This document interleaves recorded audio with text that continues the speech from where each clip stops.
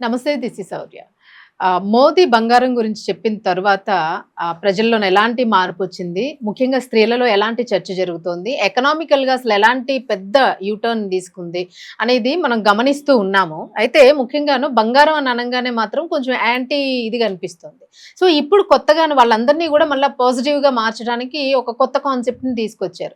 బంగారం మీ దగ్గరున్న ఒక మూలన పడి ఉన్న బంగారాన్ని లేదా ఎక్కువగా యాక్సెస్‌గా ఉండిపోయిన బంగారాన్ని తెచ్చి మీరు బ్యాంక్‌లో పెట్టుకుంటే, ఆ బ్యాంక్‌కి మేమే తిరిగి వడ్డీ చెల్లిస్తామనేది. సో, యాక్చువల్‌గా ఈ కాన్సెప్ట్ ఏంటనేది ఎవరికీ అర్థం కాలేదు అని అంటున్నారు. అంటే ఒక 100కి 30% అర్థమైతే మిగిలిన 70% పీపుల్‌కి అర్థం కాలేదు అని అంటూ ఉన్నారు. సో, అసలు ఏంటి ఆ కాన్సెప్ట్? ఇదైతే తెలుసుకుందాం. మనతో పాటు సూర్యదేవర్ గారు ఉన్నారు. నమస్తే మేడం. నమస్తే. మీ మోదీ గారు చెప్పిన అంశం ఎవరికీ అర్థం కాలేదు యాక్చువల్‌గాను. గవర్నమెంట్ నుంచి అంటే బ్యాంక్స్‌లో పెట్టుకుంటే తిరిగి ఇంట్రెస్ట్ ఇస్తాము అనేది ఏమి అర్థం కాలేదు. ఎందుకంటే జనరల్‌గా మనం తాకట్టు పెట్టుకుంటాము, వడ్డీలు కడతాము, డబ్బులు తెచ్చుకుంటాము, మళ్ళా డబ్బు కట్టి బంగారాన్ని తెచ్చుకుంటాం. బంగారానికి బంగారం ఇవ్వడం ఏంటి? అసలు వడ్డీ తిరిగి ప్రజలకి ఇవ్వడం ఏంటి? కాన్సెప్ట్ ఏంటి? కొద్దిగా ఎక్స్‌ప్లెయిన్ చేస్తారా? అంటే ఇప్పుడు బంగారం తాకట్టు పెట్టి మనం వడ్డీ కడుతున్నాం అవును. బ్యాంకులకి. హ్మ్. బ్యాంకుల దగ్గర నుంచి డబ్బు తెచ్చుకుంటున్నాం. తెచ్చుకున్న తర్వాత దానికి మనం వడ్డీలు కట్టుకుంటాం. నెల నెలా వడ్డీలు కట్టుకుంటాం. ఒకవేళ కట్టుకోలేని పరిస్థితిలో ఉన్నప్పుడు గోల్డ్ పోతుంది. కోల్పోతున్నాం ఆ బంగారాన్ని కూడా. సరే, ఇప్పుడు ఏదైతే మోదీ గారు ఇది చెప్పారో ఇక్కడ నుంచి ఆలోచన కొంచెం డిఫరెంట్‌గా ఆలోచించొచ్చు. ఇప్పుడు మహిళలు అందరూ కూడా అండి బంగారంగానే కూడా కాదు, కొంతమంది చాలా మంది పిల్లలకి ఏం చేస్తారంటే ఓ బిస్కెట్ కొనిపెట్టేద్దాం. అవును. ఒక 20 గ్రాములో, 50 గ్రాములో, 100 గ్రాములో హ్మ్. వాళ్ళ స్థాయికి తగ్గట్టు ఒక చిన్న బిస్కెట్ లాంటివి కొనిపెట్టుకుందాం 200 గ్రాములని. అవును. అది కొనిపెడితే పిల్లలు పెద్దయినాక ఆళ్ళ పెళ్ళిళ్ళప్పుడు మనం ఏదైనా యూజ్ ఒక అవుతుంది. ఆర్నమెంట్ చేయడానికి యూజ్ అవుతది కదా అని. అవును. అట్లాగే లాకర్‌లలో పెట్టుకొని ఉంటారు. ఎందుకంటే అది ఒకవేళ తాకట్టు పెడితే మళ్ళీ ఇడిపించగలుగుతామో లేదా అనే ఒక ఉద్దేశం కూడా. హ్మ్. అది అట్లా లాకర్‌లలో ఉండటం కన్నా అదే మనం ఇట్లా ఏదైతే మోదీ గారి స్కీమ్ ఉందో దానిలో పెడితే హ్మ్. సో వాళ్ళకి అదే బిస్కెట్ రిటర్న్ వస్తుంది. హ్మ్. అది ఎంత వర్త్ గోల్డ్ పెట్టారో అది రిటర్న్ ఇచ్చేస్తారు వాళ్ళకి కావాలన్నప్పుడు. అప్పటి వరకు అయితే వడ్డీ వస్తది కదా. అవును. నువ్వు ఓన్లీ నువ్వు లాకర్‌లో పెట్టుకొని అలా మగ్గపెట్టడం కన్నా నువ్వు అక్కడ మోదీ గారి స్కీమ్ దానిలో పెడితే వడ్డీకి వడ్డీ వస్తది. నువ్వు కావాలనుకున్నప్పుడు నీ బంగారాన్ని తీసుకోగలుగుతున్నావు. హ్మ్. ఇంకొకటి ఏంటంటే వాళ్ళు చెప్పిన ఇది ఇదివరకు ఆర్నమెంట్‌గా ఉండదు అనే అవకాశం, ఆర్నమెంట్లు తీసుకునేవాళ్ళు కాదు. అవును. ఇదివరకు ఉన్న పథకం ప్రకారం అయితే. ఇప్పుడు ఏంటంటే ఆర్నమెంట్ కూడా తీసుకుంటున్నాం అంటున్నారు. ఆర్నమెంట్ తీసుకున్నప్పుడు కొంచెం ఆ వేస్టేజ్‌లు అవన్నీ తీసేసేసి వాళ్ళ కాలిక్యులేషన్ ప్రకారం అయితే ఎంత ఇంట్రెస్ట్ ఇవ్వాలో అంత ఇంట్రెస్ట్ ఎంత బంగారం దానిలో ఉందో అనేది చూసి చెక్ చేసి వాళ్ళు తీసుకుంటారు. అది రేపొద్దున వీళ్ళకి కావాలన్నప్పుడు అంత బంగారం, ఎంత క్వాంటిటీ అయితే బంగారం ఉందో అంత బంగారాన్ని రిటర్న్ ఇస్తారు. సో ఇది అందరికీ పనికొచ్చే విషయమే. ఇప్పుడు అందరికీ అంటే కొత్తగా చేయించుకున్న నగ చెడగొట్టడానికి ఇష్టపడకపోవచ్చు. అవును. చాలా మంది దగ్గర పాతకాలం గోల్డ్ కూడా గోల్డ్ అట్లాగే ఉంటుంది. ఉంటది. వాడను కూడా వాడరు. అవును. వాడే పని కూడా అది ఉండదు. మార్చాలనిపించదు, వాడరు. వాడరు. హ్మ్. అది అలాగే ఉంచుకొని ఉంటారు. అది ఎందుకంటే ఒక ఎసెట్ లాగా బంగారం అనేది ఉంటది కదా, దాన్ని ఎందుకు మార్చాలని. అలాంటి వాళ్ళందరూ ఇది వాడుకోవచ్చు కదా. మీ బంగారం ఎక్కడికి పోదు. సో మనకు కావాలనుకున్నప్పుడు మన బంగారాన్ని తీసుకోగలుగుతాం. సో దాని మీద ఇంట్రెస్ట్ వస్తుంది కదా, వడ్డీ అనేది వస్తుంది. సో ఇది మంచి ఆపర్చునిటీ, అందరూ వాడుకుంటే బాగుంటది. ఎందుకంటే ఇది దేశానికి కూడా అంటే ఎక్కడి నుంచో బంగారం దిగుమతి చేసుకోవటం కన్నా ఇక్కడే రొటేట్ అవుతా ఉంటది బంగారం. సో అది కూడా మోదీ గారు ఆలోచించుంటారు. మనం దిగుమతులు చేసుకుంటూ ఇచ్చేస్తున్నాము. సో మన బంగారాన్ని మనమే రొటేట్ చేసుకుంటా ఉండొచ్చు కదా.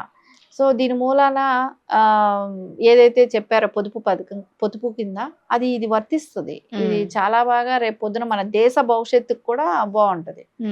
మేడం, ఇక్కడ ఒక పాయింట్ అంటే ఇప్పుడు పెట్టడం వలన గోల్డ్ పెట్టేస్తారు. మీరు ఇంట్రెస్ట్ అదే గోల్డ్ బ్యాంక్ వాళ్ళు ఇంట్రెస్ట్ ఇస్తారు పెట్టిన వాళ్ళకి. సో ఇక్కడ బెనిఫిట్ బ్యాంక్‌కి ఎట్లా వస్తుందని అనుకోవచ్చు తిరిగి ఇవ్వడం వలన? బ్యాంక్ కంటే ఇది గవర్నమెంట్ తీసుకున్న పథకం కదా. ఇప్పుడు రేట్లు అప్ అండ్ డౌన్స్ ఉంటాయి, అన్ని షేర్స్ లో ఉంటాయి. ఇప్పుడు షేర్స్ ఎలా పెట్టుకుంటున్నారు. సో ఇది బ్యాంకు ఇంట్రెస్ట్ కదా. మీకు ఏదో బయట ఇచ్చినట్టు ₹2 ₹3 వడ్డీలు కాదు, 90 పైసాను. ఇప్పుడు మనం బంగారం తాకట్టు పెడితే ఎంత ఇంట్రెస్ట్ ఉంటాయో అట్లాగే ఉంటాయి. సో మన డబ్బులు వాళ్ళ దగ్గర పెట్టినప్పుడు మనకు వచ్చే ఇంట్రెస్ట్ మనకు వస్తుంది. సో ఇదేంటంటే బంగారాల రేట్లు పెరుగుతూ ఉంటాయి, ట్రాన్సాక్షన్ జరుగుతూనే ఉంటది. ఇప్పుడు మనం దిగుమతులు చేసుకోవడానికి ట్యాక్స్లు పే చేస్తున్నారు, అన్ని రకాల ఇది కట్టిన తర్వాత వచ్చే ఈ బంగారం మనది. అంటే దేశం అలా కడుతుంటది కాబట్టి. ఇప్పుడు వేరే డాలర్ రేటు పెరిగిపోయింది, రూపీ రేటు పడిపోయింది. సో ఇవన్నీ కూడా ముందుకెళ్ళాలి అని అంటే ఇదే ఉపాయం. సో ఈ ఉపాయానికి ప్రజలు కూడా సహకరించి, అంటే సహకరించాలంటే మనకేమీ లాభం లేకుండా ఎవరు ఏమి సహకరించారు, ప్రజలైనా ఎందుకు ఓకే, ఒక రకంగా షేర్ లో పెడుతున్నట్టే కదా. అంటే గవర్నమెంట్ దగ్గర మనం మన బంగారం పెట్టి మనకి ఇంట్రెస్ట్ ఇస్తున్నారు అని అంటే మనం అక్కడ ఉన్న ఒక షేర్ లోన్ పెడుతున్నట్టు. అంతే కదా. రేపు పొద్దున ఇప్పుడు 1,40,000 ఉందనుకుందాం, రేపు పొద్దున అది 2 లక్షలైనా నీ బంగారం నీకు వస్తుంది. అవును. సో దానికి వచ్చే ఇంట్రెస్ట్ 1 రూపీ ఇంట్రెస్ట్ పడుతుందా, 80 పైసా పడుతుందా, 90 పైసా ఉంటుందా, సో ఆ ఇంట్రెస్ట్ వస్తుంది కదా. అంటే నీ డబ్బుని అక్కడ పెట్టుతున్నట్టే లెక్క.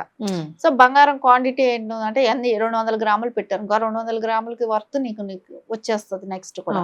సో ఓన్లీ ఇది షేర్స్ లాగానే కదా. సో బంగారానికి ఇప్పుడు మనది గవర్నమెంట్ చేతిలో ఉందంటే భయపడాల్సిన అవసరం లేదు కదా. ఇప్పుడు లాకర్లలో పెట్టిన బ్యాంకులు దోపిడీ అవుతున్నాయి. అయినా కూడా దాని వల్ల ఇన్కమ్ ఉండదు, చార్జెస్ కట్టాలి మనం. అవును. సో ఇదైతే కొంచెం చాలా మంది దగ్గర పాత బంగారాలు చాలా ఉంటాయి, అది మార్చుకోరు, పెట్టుకోరు, ఇట్లాంటివన్నీ కూడా ఇచ్చి అలా పెట్టుకుంటాం బెటరే కదా. అవును, అంతేనా మేడం? లేకపోతే దీని వెనక ఇంకేదైనా ప్లాన్ ఉంది అనుకోవచ్చు, అంటే ఎవరెవరి దగ్గర ఎంత గోల్డ్ ఉన్నది అనేది తెలుసుకోవడానికి అలా, అంటే వేస్ట్ గా మనం అంటే వైట్ బ్లాక్ ఇట్లాగా అది క్యాలిక్యులేషన్ కోసం అని కూడా అంచనా వేయొచ్చు. అంటే గతంలోనే చెప్పారు 1/2 kg వరకు ప్రతి మహిళకి అవకాశం ఉందని చెప్పారు కదా. వీళ్ళు 1/2 kg కంటే ఏమి పెట్టేశారు కదా.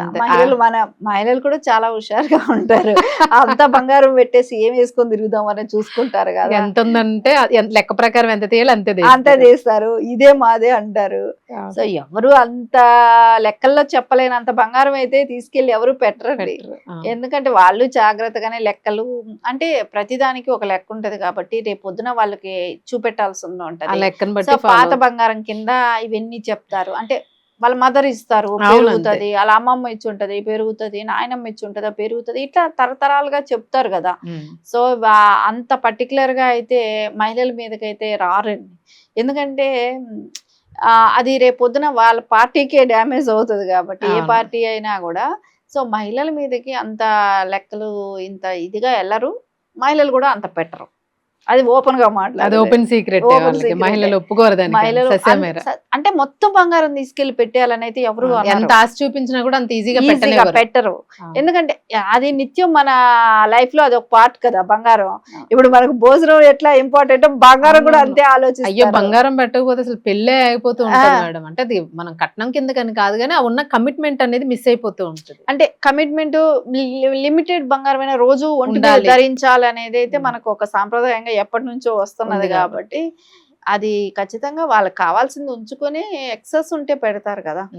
సో చూద్దాం మేడం, ఆ ఎక్సెస్ పెట్టినా కూడా చాలు, రొటేషన్ లోకి వస్తుంది. సో మంచి ప్లానే మేడం. ఇంకా దీని మీద కొంచెం మేము కూడా కొంచెం బ్రీఫ్ గా బ్యాంక్స్ దగ్గర నుంచి అది కూడా కొన్ని డౌట్స్ మనం క్లియర్ చేసుకుంటే మంచి ఇన్ఫర్మేషన్ ఇవ్వడానికి. Thank you madam. Thank you.